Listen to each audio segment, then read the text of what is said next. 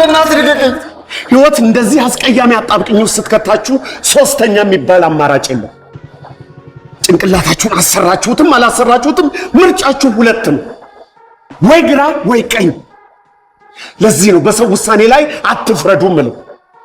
ልገለህ ነው እሺ እንዴ ምን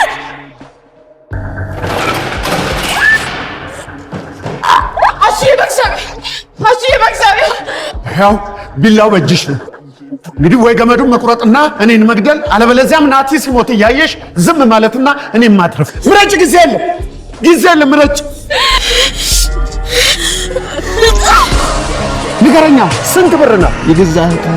በገንዘብ የምትተመን ምን አይነት ሰይጣን ነው? ሰይጣናት እንደ እናትም እንደ አባትም በጀርባ ያዝዬ ደም ተፍቼ ያሳደኳት እህቴ ነው።